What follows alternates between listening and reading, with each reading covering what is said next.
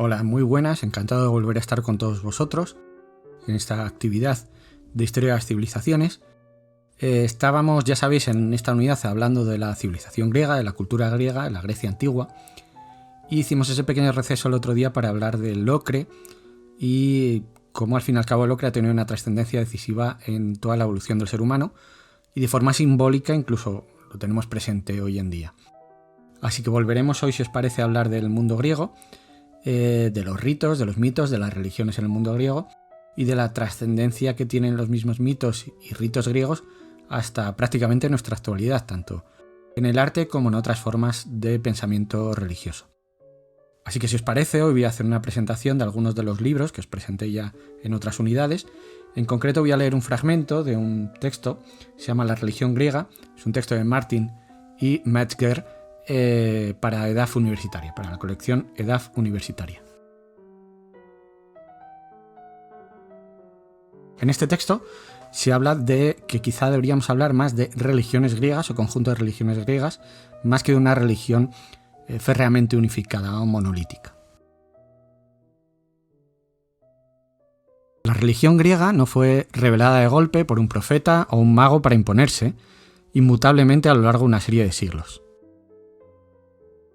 No se codificó en ningún libro, no pertenecía a una casta cerrada ni a una iglesia, no tiene dogmas conocidos. Surgió del propio corazón de los diversos pueblos que se fueron mezclando poco a poco en el solar de Grecia. Evolucionó al mismo ritmo que aquellos pueblos.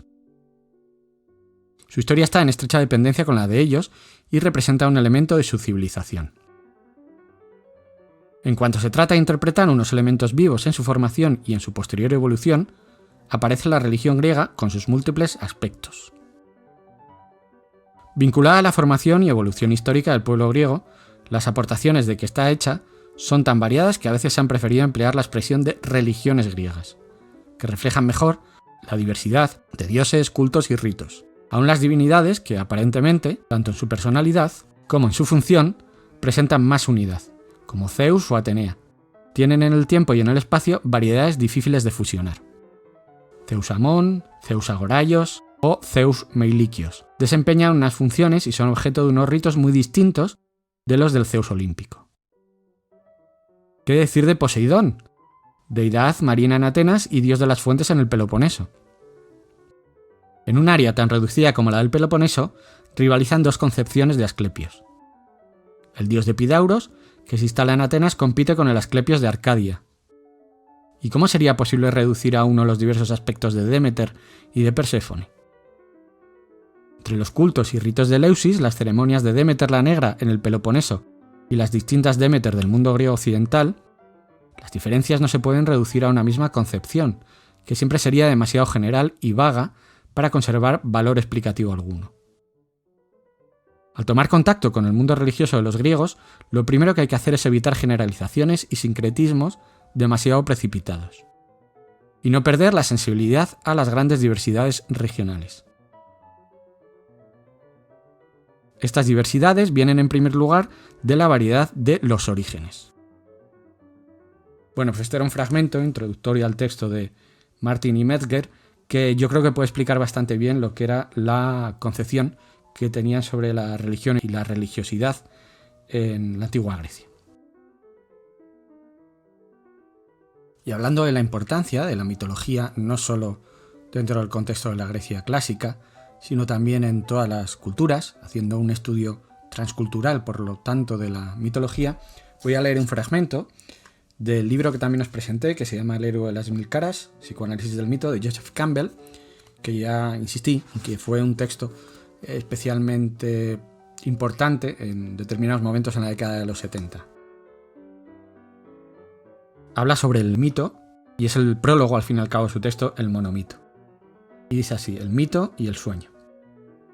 Sea que escuchemos con divertida indiferencia el sortilegio fantástico de un médico brujo, de ojos enrojecidos del Congo, o que leamos con refinado embeleso las pálidas traducciones de las estrofas del mítico Lao Tse, o que tratemos de romper una y otra vez la dura cáscara de un argumento de Santo Tomás, o que captemos repentinamente el brillante significado de un extraño cuento de hadas, encontraremos siempre la misma historia de forma variable y sin embargo maravillosamente constante, junto con una incitante y persistente sugestión de que nos queda por experimentar algo más que lo que nunca podrá ser sabido o contado.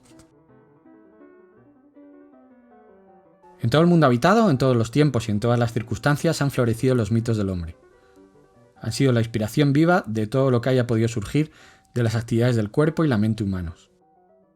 No sería exagerado decir que el mito es la entrada secreta por la cual las inagotables energías del cosmos se vierten en las manifestaciones culturales humanas. Las religiones, las filosofías, las artes, las formas sociales del hombre primitivo e histórico, los primeros descubrimientos científicos y tecnológicos, las propias visiones que atormentan el sueño, emanan del fundamental anillo mágico del mito. Lo asombroso es que la eficacia característica que conmueve e inspira los centros creadores profundos reside en el más sencillo cuento infantil. Como el sabor del océano está contenido en una gota y todo el misterio de la vida en el huevo de una pulga. Porque los símbolos de la mitología no son fabricados, no pueden encargarse, inventarse o suprimirse permanentemente. Son productos espontáneos de la psique y cada uno lleva dentro de sí mismo intacta la fuerza germinal de su fuente.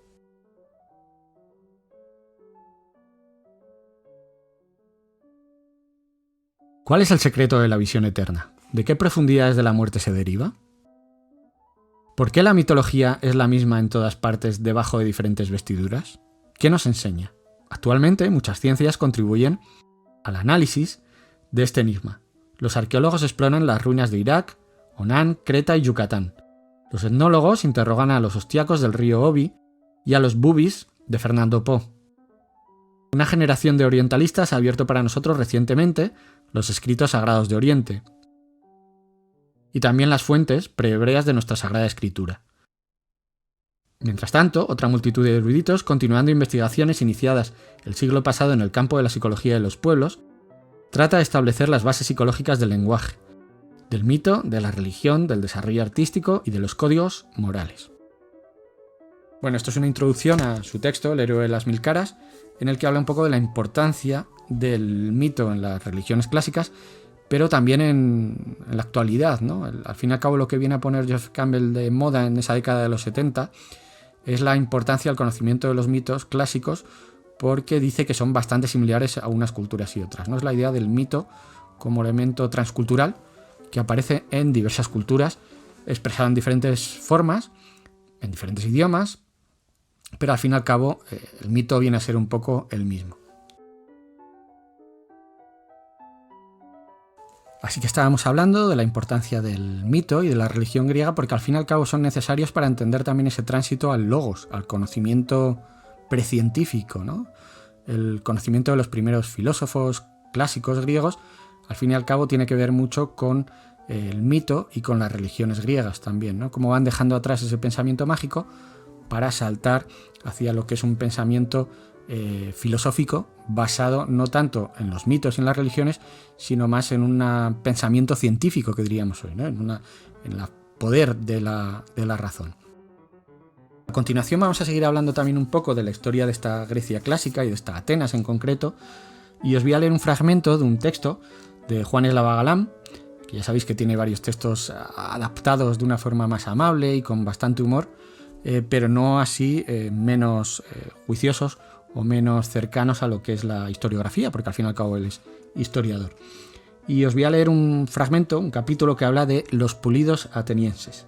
Dice así: los otros griegos famosos, los atenienses, evolucionaron de la oligarquía. Un voto por hombre, sin mirar fortunas ni calidades. Lo que a muchos espíritus elevados les parecía la perversión del sistema. Y dice de la oligarquía: en realidad una timocracia que no significa el gobierno de los timadores, sino de los que tienen honor. Ahora bien, el honor se confundía con las propiedades, porque para acceder a los cargos superiores de gobierno había que pertenecer a los hombres de las 500 fanegas.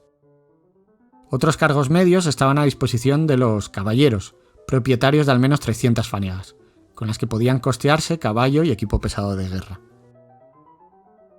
Detrás venían los hoplitas, la infantería pesada y finalmente los más modestos, los quetes, que eran los que remataban en las galeras en caso de guerra.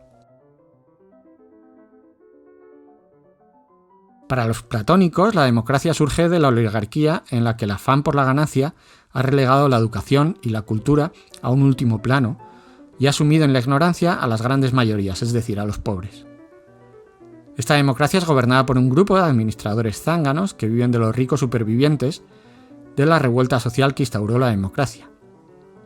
Finalmente está el pueblo, esto es, los trabajadores manuales, a los que los políticos controlan repartiéndoles algo de lo que les quitan a los ricos, una mínima parte comparada con la que se reservan para ellos. Esto conduce a inculpaciones mutuas de corrupción entre los ricos y los políticos para defenderse frente a acusaciones del pueblo, lo que sembrará la desconfianza y preparará el terreno para que un líder charlatán aglutine a las masas y se convierta en dictador o tirano.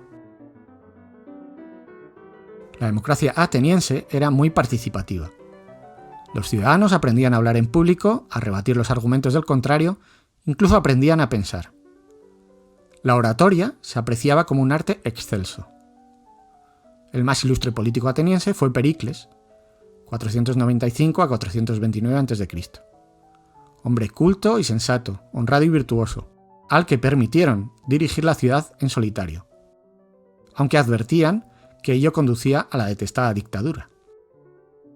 Pericles extendió el poder de Atenas mediante juiciosas alianzas y alumbró una etapa de prosperidad que se manifestó en numerosas obras públicas. En el sagrado monte de la diosa Atenea, la Acrópolis, reconstruyó en mármol los templos de madera que habían incendiado los persas, cuando arrasaron la ciudad, entre ellos el Partenón.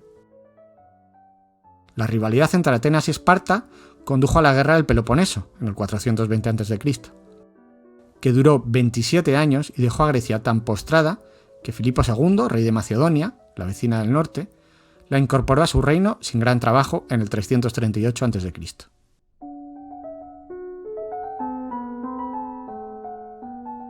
Bueno, pues después de esta pequeña semblanza también sobre Pericles, sobre la ciudad de Atenas, sobre los mitos, los ritos y las religiones griegas, si os parece os voy a dejar a continuación un fragmento del vídeo de Joseph Campbell, en el que habla de su obra y su estudio sobre el monomito. Antes de dar paso al vídeo, me despido de todos vosotros. Espero volveros a ver pronto por este medio virtual. Un saludo fuerte y afectuoso y mucha salud. Cuidaros mucho. Why are there so many stories of the hero or of heroes in mythology? Well, because that's what's worth writing about. I mean, even in popular novel writing, you see the main character is a hero or a heroine. That is to say, someone who has found or achieved or done something beyond the normal range of achievement and experience. A hero properly is someone who has given his life to something bigger than himself or other than himself. So in all of these cultures, whatever the costume the hero might be wearing, what is the deed? Well, there are two types of deed. One is the physical deed, the hero who has performed a war act or a physical act of heroism, saving a life, that's a hero act. Giving himself, sacrificing himself to another. And the other kind is the spiritual hero who has learned or found a mode of experiencing the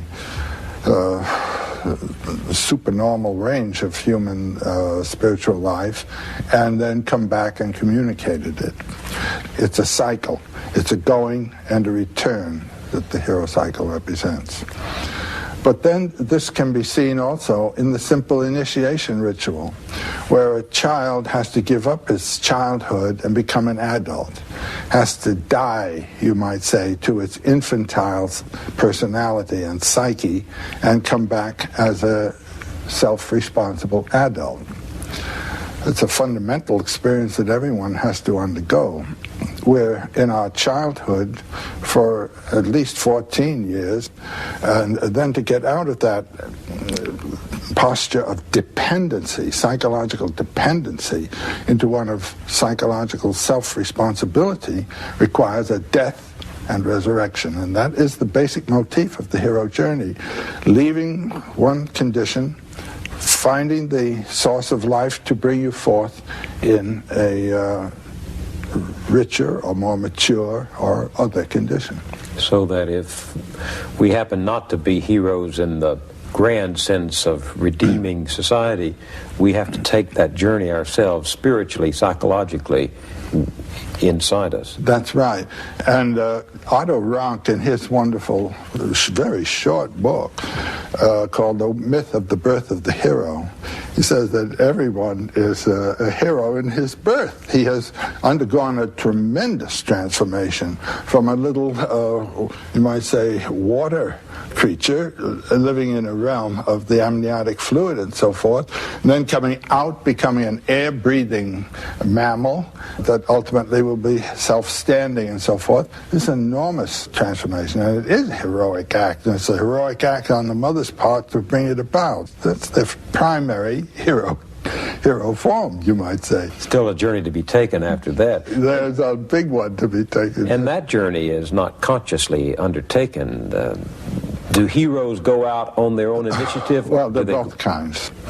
A very common one that appears in Celtic myths of someone who has followed the lure of a deer or animal that he has been following, and then carries him into a range of forest and landscape that he's never been in before, and then the animal will undergo a transformation and become the queen of the fairy hills or something like that. That is one of not knowing what you're doing. You suddenly find yourself in full career of an adventure. There's another one where one sets out responsibly and intentionally to perform the deed. For instance, when Ulysses' son, Telemachus, was called by Athene, go find your father. That father quest is a major hero adventure for young people. That is the adventure of finding what your career is, what your nature is, what your source is. He undertakes that intentionally. Then there's one into which you are thrown and pitched. For instance, being drafted into the army. You didn't intend it, they are in. You're in another transformation. You've undergone a death and resurrection. You put on a uniform. You're another creature.